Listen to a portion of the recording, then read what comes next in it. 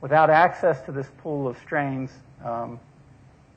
we decided to synthesize basically a portfolio of spike glycoprotein genes of about 4 kb each, and then use a molecular clone for the Urbani epidemic strain that we had built in the lab, basically replacing the Urbani spike one at a time with these various spike glycoproteins from different phases of the epidemic. Now, all of these viruses were viable except for the SC16 variant. This actually can't recognize the human ACE receptor, so it didn't grow until we made mouse cells that constitutively express the CIVIT ACE2 receptor. And once we did that, this virus could grow well. Before we had those cells, since Farzan had identified this 479 change as the key residue change, we actually built a recombinant virus with that change, and that virus could be cultured.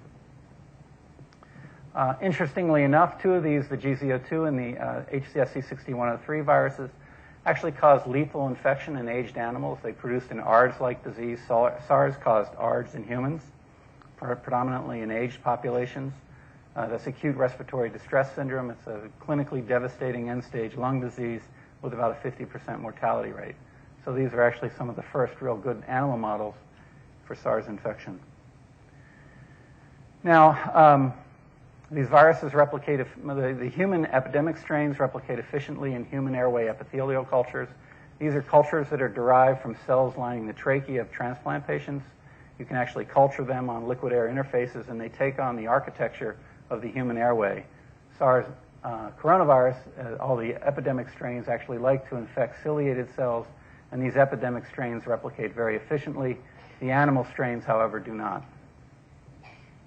And this is just some fluorescent microscope images showing the cilia of the ciliated cells with expression of the SARS nucleocapsid protein from an epidemic strain on the ciliated cells, and the zoonotic strains, SC16 and the HCSC6103, can't replicate. However, if you passage these viruses on human airway cells in culture, you can actually rapidly select out variants that can replicate efficiently in human airways. Those viruses actually do not contain the mutations that had been predicted by Mike Farzan as being, which were clearly responsible for the 2002-2003 epidemic. Rather, we saw changes at positions 442 and 472 and 479 that mediated the cross-species transmission event. So in reality, we've done this a couple of times. There's actually several pathways by which the zoonotic SARS could actually adapt and recognize the human ACE receptor. What's interesting is that the epidemic strains actually efficiently use both the human ACE receptor and the CIVIT ACE receptor. When we in vitro select for human-adapted strains on human airway cultures, they actually lose the ability to recognize the CIVIT receptor. So what this data suggests to us, actually, is that SARS had existed in a transmission cycle between humans and CIVITs actually probably for several years prior to the 2002-2003 epidemic, allowing the virus to gain the capacity to recognize both receptors.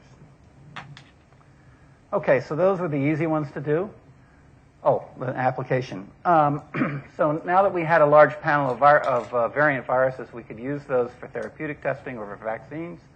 In this case, I'm going to show you an example of about 30 human monoclonal antibodies that were derived by Antonio Lancevecchia. If you take those 30 monoclonals and test their ability to neutralize all the strains that we've made in the laboratory, you find some that only neutralize Urbani, some that neutralize all human strains, some that neutralize some CIVITs but not all the animal strains. But you do end up with 4 antibodies that neutralize all strains that we have in our portfolio, including the ones that were in vitro adapted on human airway cultures. Importantly, if you select for escape mutants, these antibodies select for changes in different locations of the receptor binding domain, and in fact, 3 of them actually don't overlap. The S109, the 230, and the 227 don't overlap, and so these represent good therapeutic cocktails that would capture most of the diversity that exists in SARS and probably work in potential patients that would be infected during future epidemics. And these also actually protect young and aged animals from lethal infection. That was a paper published by Barry Rocks in a couple of papers. Now, the civet and the raccoon dog strains were the easy ones. The true reservoir for SARS is within bat populations. So if you look at a phylogenetic tree, The human strains are shown here in red. The civet strains, raccoon dog strains, are shown in purple. But the real variation is within the bat strains. The reservoir, it's thought that these were probably the reservoir for the emergence of the virus. Now, these are about 80 to 90% identical to SARS. They can't be cultured, and they exist as sequence signatures in silico. There's also extensive variation through the replicase and elsewhere in the genome. So when we decided we were going to synthetically resurrect the entire virus. Now, before we started, it's important to note this is a cryo-EM reconstruction of the SARS glycoprotein spike.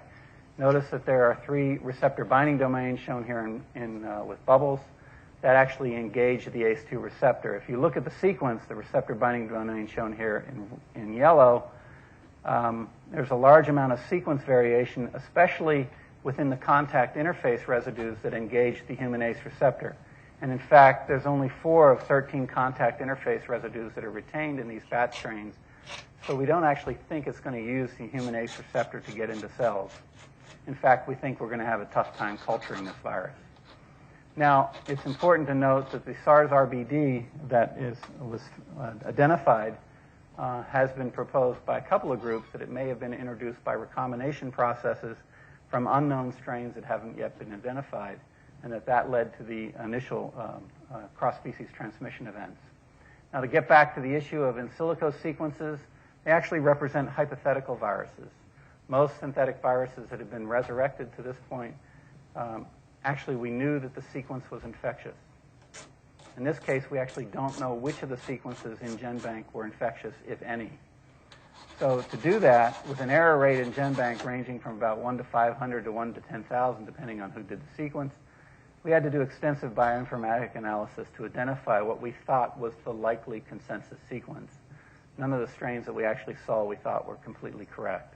Some of them had deletions in the sequence at the 5' end, so we had to make some educated guesses. The basic approach that we build coronaviruses using our molecular clone is shown here, with the SARS clone shown in blue. The clone is broken into 6 about 5 kb pieces.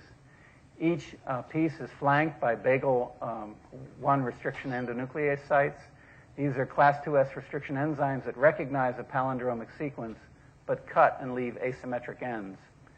This allows, since these ends are asymmetric, they actually will not concatenarize like classic sticky ends left by restriction enzymes, but rather they become directional.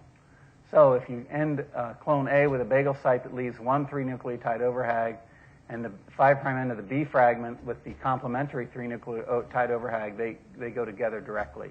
You change different bagel sites at each piece. And this allows them to assemble up into 30 kb chromosomes like Tinker Toys. Now, the synthetic bat genome that we made using Blue Heron and BioBasic basically is interchangeable with the Urbani clone. The only real difference was that we broke the F fragment into 2 pieces so that we could play with the receptor binding domain easily if this thing didn't turn out to be infectious. And in fact, we made this clone, we built the full-length cDNA, we drove transcripts, electroporated that into cells, and we could see evidence of replication by the synthesis of subgenomic messenger RNA, but we couldn't culture the virus and we couldn't pass it from cell to cell. So clearly there was probably a defect in entry. To solve that problem, we used literature data that has suggested that RBD domains of coronaviruses may be interchangeable between species. So we took the human, the Urbani epidemic receptor binding domain, that's 210 amino acids in length, and dropped that into the bat genome backbone, producing a chimera with the receptor binding domain driven from the epidemic strains. Now, when we built that clone, drove transcripts and electroporated that into cells, we got a virus that could replicate quite efficiently. This is just some growth curve data showing, I think the black box is the Urbani wild type and the white circles or open symbols are the bat viruses. You can see they replicate exactly as good as the Urbani epidemic strain at low and high multiplicities of infection. They recognize the human ACE2 receptor in DBT cells at low and high multiplicity infections and grow just like the epidemic strains. And they also retain the ability to use the civet ACE2 receptor just like the epidemic strains at low and high multiplicity. They also are capable of infecting human airway epithelial cultures and targeting ciliated cells, just like the epidemic strain, and they grow to similar titer. Now, if you make antisera just against the bat spike glycoprotein and use that antisera to target the SARS wild-type virus, it will not neutralize that virus. So clearly, antisera and vaccines derived against epidemic strains are not going to protect against the bat strains. If you use that same sera against the RBD chimeric virus, you can neutralize it, indicating that there are neutralizing epitopes that exist outside the RBDs. And if you take the human monoclonals that target the epidemic strain RBDs, you can neutralize these viruses quite efficiently. So in summary, certainly synthetic genomics and reverse genetics can be a platform to recover uncultivatable zoonotic precursors. It can be used to synthesize. This is actually the largest synthetic virus to date. This is going to be a short record, but it is a record. And you can use it now to identify broad-spectrum antivirals and vaccines. Clearly, the RBDs are interchangeable. This is with an 89% amino acid identity within the spike. It's the minimal domain required to host shift coronaviruses. What is the phylogenetic limits to RBD interchange? We actually don't know. Clearly, the human monoclonals and vaccines targeting the SARS RBD would provide protective immunity against natural isolates that emerge by recombinatorial processes in the future, or unfortunately by deliberate design. So now I want to move to the next part of the talk, which is synthetic deoptimization schemes to attenuate SARS coronavirus pathogenesis. This is the maturation pathway for how SARS gets out of the cell. The nucleocapsids align underneath an intermediate compartment in the Ruffy-R Golgi, where the M glycoprotein and the E protein are expressed. And then the M and the E protein actually drive the assembly of virions, which then mature in the Golgi and then are released from the cell in secretory vesicles, which fuse with the plasma membrane. Now, if you knock out E protein expression, this pathway is still viable, but you reduce virus yields by about 2 logs. And if you knock out the M glycoprotein expression, or M and E together, you don't make any virus progeny. So our approach to deoptimize SARS coronavirus, the SARS coronavirus genome, and to attenuate pathogenesis focused primarily on the E and the M glycoprotein genes. There's about 350 amino acids in total. The strategy we used was to progressively increase the number of deoptimized codons. So we started with serine to produce a D-SIR virus, serine-leucine R gene to produce the SLR deoptimized strain, or a 5-set DSLR-VA strain. Basically, the idea is you create a rheostat where you're increasing the number of deoptimized residues and turning down expression of the critical proteins needed for release. This is just a cartoon to show the amino acid sequence and the wild-type virus sequence here. So like in the 3-set at the serine residue, which was optimal in the case of SARS, we just changed it to the most rare codon. If you look at the statistics here, in general, in the wild-type E and M gene, there are about 39 codons that are deoptimized. In the 1-set, this increased to 52. The 3-set, 94, and the 5-set, 134. We also looked at the CPB values that Eckert just talked about. By these values, these are very minimally on the negative side of the codon pair usage. We also made random controls where we scrambled the codon usage much like Eckert did, retaining the wild-type genome organization levels, and we made the 3-set and the 5-set. We made these in a mouse-adapted background so they would be pathogenic in mice. The mouse-adapted growth is shown here in black. The blue lines show the serine deoptimized viruses, which also reach high titers by about 24 hours post-infection. If you look at the 3-set mutants, however, you see about a log and a half reduction as compared to wild-type. The 3-set randomized virus and the 5-set randomized virus, in this case I'm showing 2 different plaques from the 5-set randomized viruses, grew just about like wild type. So just like Eckert had reported, if you randomize the sequence, it really has very little impact on replication, but the optimization does affect final yields. Now, in contrast to what Eckert talked about, we actually de-optimized in the middle of the downstream ORS, which would potentially affect critical sequences that would affect RNA synthesis. We were very careful not to knock out any known sequences, regulatory sequences that make messenger RNA. However, both the serine and the SLR mutant knocked out messenger RNA6 expression, which you can see right here. These actually were the messages, the genes, the messages that encode the genes that we de-optimized.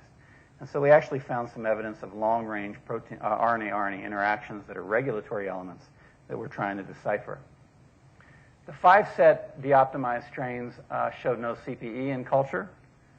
If you develop primers to the 5' end of the genome in the leader sequence and a primer down here in message 6 that encodes ORF6, you can actually identify leader-containing transcripts, which are signatures of the messenger RNAs that are made during infected cells.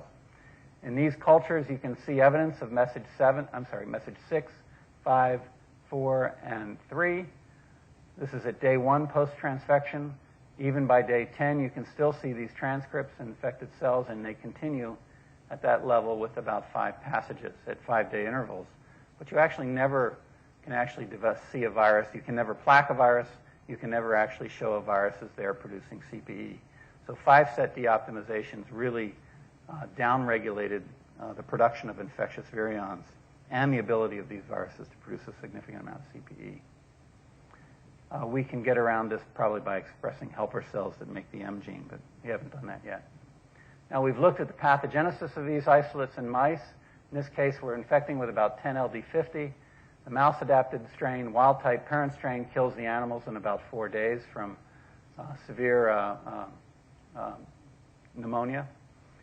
The serine de-optimized viruses actually are almost as pathogenic. There's a slight delay in loss of body mass, but all the animals eventually die. The SLR randomized viruses are also pathogenic, but again, slightly less pathogenic than the wild-type virus. There are some survivors, but most animals die. The 5-set randomized viruses are, again, slightly less pathogenic. Several animals die, but there are survivors.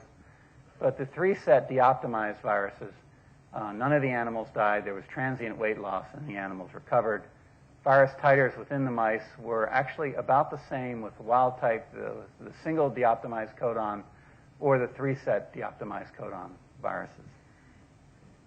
Okay, so our data certainly is in agreement with Eckert's work that suggests that de-optimization or strategies to downregulate translation of viral genes could function as a universal approach to attenuate pathogenesis. In the case of coronas, we can identify novel transcription regulatory sequences that we didn't know exist. We're trying to decipher that, and these are likely very, very stable. However, in the case of coronaviruses and polioviruses, these are both susceptible to recombination repair. And so we needed a strategy to get around that. And so that's actually the last part of my talk, which should take a couple of minutes, in which we devised strategies to alter the transcription circuits of coronaviruses. Now, remember I said in the case of wild-type SARS, these red box elements are absolutely essential to make subgenomic messenger RNAs. If the leader RNA red box element can't communicate with these body red box elements, this virus is dead. So we asked a couple questions. Can we change the regulatory circuits? Can we redesign them? If we redesign them, will it act as a genetic trap that will cause lethal genome incompatibilities following recombination? And what's the impact of the new circuits on pathogenesis? So we made 2 viruses called here CRG and CNG. In the case of the CRG virus, we took this red box element virus and converted it to a blue box element virus by introducing 3 changes at each of these positions. We also made a green box virus that had a completely different TRS regulatory element at each of these locations.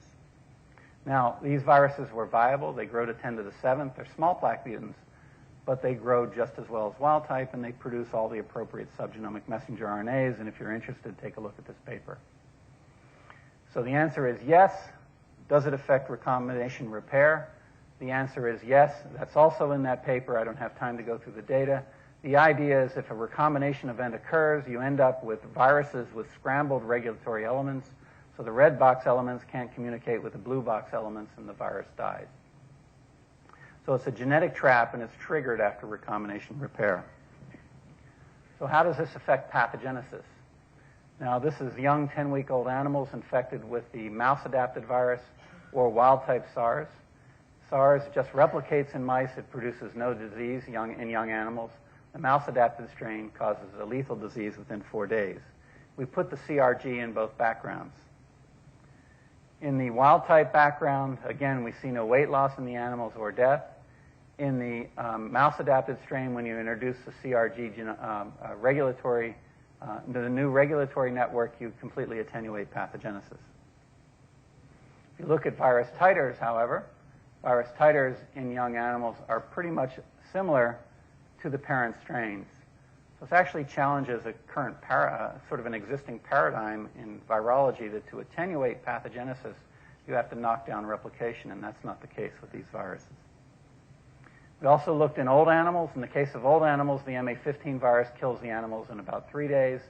SARS produces a transient weight loss of about 5%, and the animals recover. In this case, the CRG produced no weight loss compared to the SARS parent. In the lethal genetic genome backbone, we saw more extensive weight loss in the older animals. These are 1-year-old animals, but all the animals recovered. Occasionally, we lose an animal. And again, the virus replicated efficiently in these animals.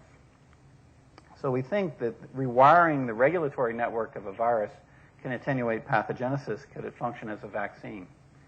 So we infected young animals and old animals with either the CRG parental virus, a alpha virus encoding the SARS spike, or with PBS. We vaccinated them one time, waited 28 days, and then challenged them with either a lethal homologous strain or a heterologous strain. You can see that with PBS, all the animals succumb by day 4.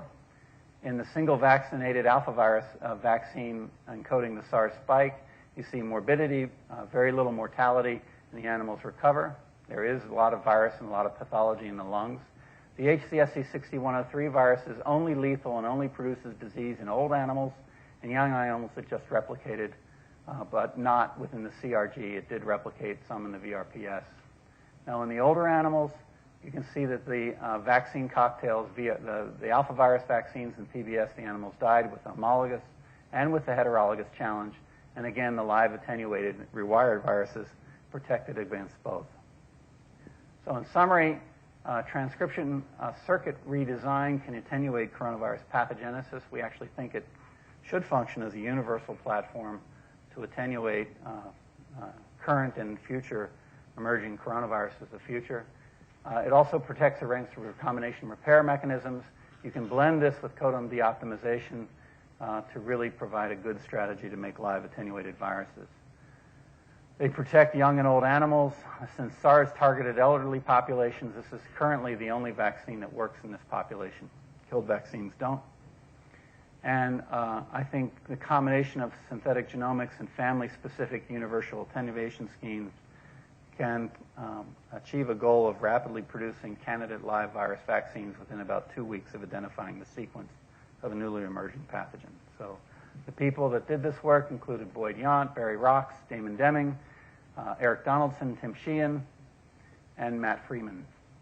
So thank you.